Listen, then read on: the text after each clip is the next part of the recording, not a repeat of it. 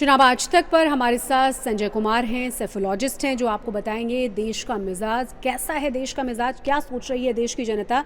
और ख़ास तौर से आपका असेसमेंट मैं समझना चाहूँगी संजय जी कि अभी हम बहुत सारी चीज़ें जो देख रहे हैं उसके बाद आप क्या सोच रहे हैं, मतलब जनता क्या सोच रही है देश की? मुझे लगता है जनता के अगर नज़रिए से देखें तो ये तो साफ दिखाई पड़ता है कि जनता की अभी भी पहली पसंद बीजेपी है। आज जो आज तक पे आंकड़े दिखाए गए सर्वे के, उससे बहुत साफ दिखाई पड़ता है बीजेपी का देश की चुनावी राजनीति में दबदबा बना हुआ है। लेकिन इंडिया नाम का जो गठबंधन नया बन रहा है वो कहीं ना कहीं जनता के जहन में एक तरह से घर करने लगा है। लोगों को लगने लगा है कि शायद ये गठबंधन बीजेपी को कुछ ना कुछ चुनौती दे सकती है। लेकिन ये निश्चित है बीजेपी का दबदबा बना है। प्रधानमंत्री नरेंद्र मोदी अभी भी बहुत पॉपुलर हैं। सर्वे के आंकड़े बहुत साफ संकेत दे रहे हैं।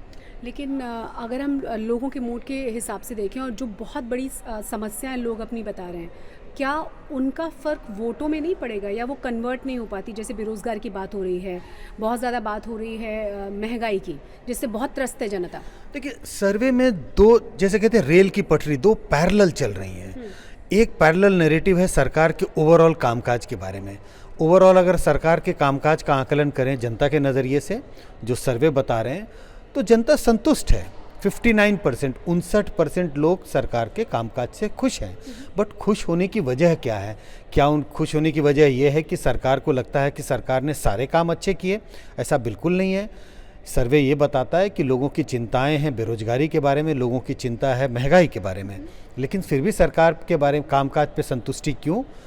वो प्रधानमंत्री मोदी की छवि, प्रधानमंत्री मोदी की पॉपुलैरिटी और प्रधानमंत्री नरेंद्र मोदी पर भरोसा, ये भरोसा जो जनता प्रधानमंत्री नरेंद्र मोदी पर दिखाती है, उससे ये जो कुछ कमियां रह गई हैं सरकार के कामकाज में, और ये जनता ही कहती है कि ये कमी है, वो सब ढकता हुआ दिखाई पड़ता है। इस वजह से सरकार, ये जो मुद्दे हैं, बेरोजगारी हो या महंगाई हो, पहले के चुनाव में ऐसा होता था। और आपको 1998 का दिल्ली का विधानसभा चुनाव याद करना चाहिए। सिर्फ प्याज की कीमत बढ़ी थी और उस समय सुषमा स्वराज जो बीजेपी पार्टी से दिल्ली की मुख्यमंत्री थी, उनकी सरकार चली गई। कई ऐसे और चुनाव हैं जहां महंगाई के मुद्दे पर लोग अपनी नाराज़गी व्यक्त करते हैं। और नाराज़गी कब व्यक्त करते हैं? चुनाव आज तक पे हम चर्चा कर रहे हैं, चुनाव के वक्त करते हैं। चुनाव में वो अपना वोट बदल देते हैं। लेकिन 2019 के बाद जनता के वोट देने के जो निर्णय है, किस बात पर वो निर्णय लेते हैं, उसमें मुझे बहुत परिवर्तन दिखाई पड़ता है। लोग अपनी चिंता व्यक्त करते हैं, कहते हैं महंगाई है, बेरोजगारी है, लेकिन वोट डालने वक्त ये मुद्दे उनके दिमाग पर हावी नहीं होते। उनके वोट देने के निर्णय पर इन चीज़ों का असर नहीं पड़ता। अगर हम हाल ही में हुए विधानसभा चुनाव की बात करें, चाहे वो यूपी हो, गोवा हो, उत्तराखंड हो, ऐसे तमाम राज्य हैं, हिमाचल हैं, ऐसे तमाम राज्य हैं जहाँ पर हमने देखा लोगों की चिंताएं थीं। और ये सर्वे के आंकड़े बहुत साफ दिखा रहे थे कि लोग कह रहे थे महंगाई बढ़ी है, बेरोजगारी बढ़ी है, लेकिन हमको और आप सबको पता है सरकारें दोबारा जीत कर आईं। तो जो सवाल आप पूछ रही हैं कि क्या इन मुद्दों का फ़र्क पड़ेगा, कम से कम पिछले 2-3 सालों में हमें इन मुद्दों का वोट देने के निर्णय पर फ़र्क पड़ता हुआ दिखाई नहीं पड़ा। आने वाले समय में क्या होगा, मुझे लगता है कुछ इंतज़ार करने की ज़रूरत है। लेकिन कौन कौन से ऐसी चीज़ें हैं फिर जो बहुत कंसर्न पैदा करती हैं इस सरकार के लिए, जो उनके लिए मुश्किलें कर सकती हैं? या फिर इंडिया गठबंधन के आने के बाद जिस तरीके से बहुत एग्रेसिवली बीजेपी और तमाम मंत्री प्रधानमंत्री के सहित लगे हुए हैं, एक के बाद एक बयान सामने आ रहे हैं, वो ऐसा क्यों हो रहा है फिर?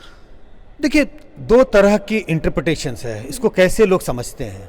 अगर हम ये मान लें कि प्रधानमंत्री मोदी लगातार मीटिंग कर रहे हैं, एमपीज़ के साथ बातचीत कर रहे हैं, कह रहे हैं कि हमारे प्रधानमंत्री मोदी के चेहरे पे या राम मंदिर पर या 370 पर भरोसा न करो, अपने लोकसभा क्षेत्र में जाएं, काम करें, मैं उससे ये संदेश नहीं ले रहा कि बीजेपी मुश्किल में है या प्रधानमंत्री मोदी को लगता है कि बीजेपी की मुश्किलें बढ़ सकती हैं, इस वजह से हर व्यक्ति को, हर एमपी को अपने क्षेत्र में बचे हुए दिनों में काम करने की ज़रूरत है।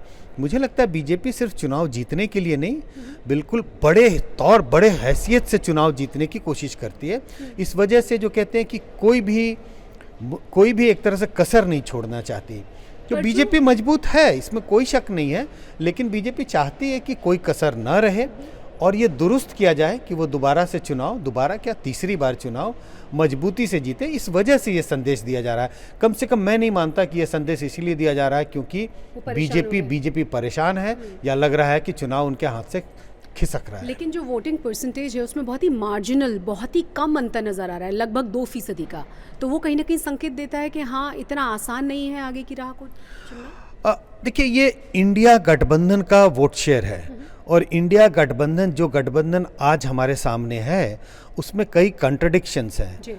अगर हम बंगाल की बात करें तो इस इंडिया गठबंधन में तृणमूल कांग्रेस भी है, लेफ्ट भी है।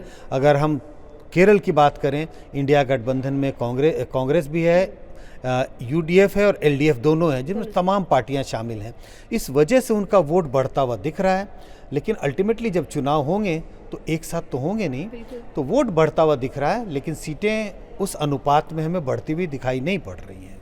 तो मतलब उस पर हम पूरी तरह से ऐसा भरोसा नहीं कर सकते कि अगर आपको 2% या 2% का जो अंतर नज़र आ रहा है वो वाकई में वही रहेगा। देखिए, ये 2% का अंतर जो है, हो सकता है अंतर इतना ही रहे, लेकिन ये दो पार्टियां चुनाव नहीं लड़ रही हैं। ये अलग अलग राज्यों में अलग अलग पार्टियां चुनाव लड़ रही हैं। तो लोकसभा के चुनाव के नतीजे किस तरह से होंगे, अलग अलग राज्यों में पार्टियों को कितनी सीटें मिलेंगी, उस पर हमें ध्यान देने की ज़रूरत है।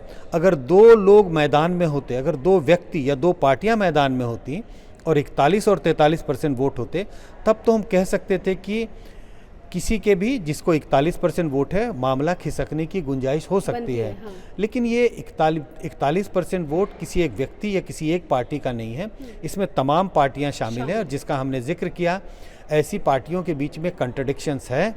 और जब चुनाव में टिकट बंटवारे की बात तो होगी, उन सब चीज़ों में फिर मैं ये तो नहीं कहता घमासान मचेगा, लेकिन दिक्कतें आएंगी।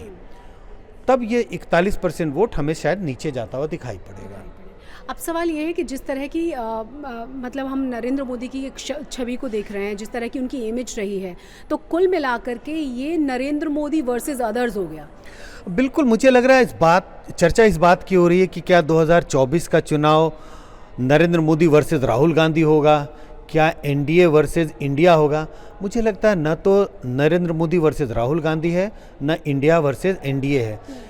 ये प्रधानमंत्री नरेंद्र मोदी पर रेफरेंडम होने वाला है, क्योंकि विपक्ष मेरे हिसाब से कोई चेहरा प्रस्तुत नहीं करेगा, क्योंकि ऐसा करने से उन्हें वो बैकफुट पर जाते हैं, उन्हें नुकसान होने की गुंजाइश है।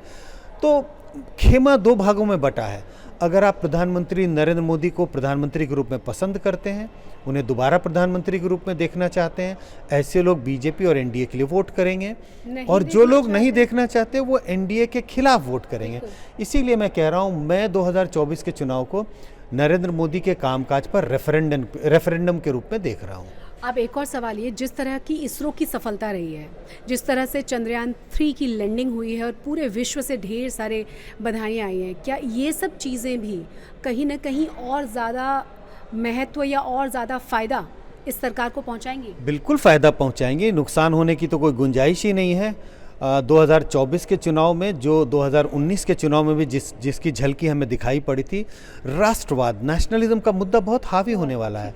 और उस राष्ट्रवाद में एक बड़ा मुद्दा है जिसमें कई एलिमेंट शामिल हैं, जिसमें राम मंदिर भी होगा, धारा 370 भी है, यूनिफॉर्म सिविल कोड भी है, और उसमें एक और कड़ी जुड़ रही है। बल्कि आप कहें कि अगर एक टेबल है जिसके 3 पाए थे, तो एक चौथा पाया जुड़ गया है, चंद्रयान की सफलता। ये सब एक नेशनलिज्म की भावना पैदा करती है लोगों के बीच में, और लोगों को लगता है इस नेशनलिज्म के पीछे कौन सी पार्टी है या कौन व्यक्ति है। नरेंद्र मोदी का चेहरा उनके सामने आता है। तो राष्ट्रवाद के मुद्दे में चंद्रयान की सफलता एक तरह से 4 चांद लगाती है, और ये मुद्दा बीजेपी को 2024 के चुनाव में चुनावी बढ़त दिलाने में सहायक हो सकती है। बहुत बहुत शुक्रिया संजय जी हमसे बात करने के लिए। धन्यवाद।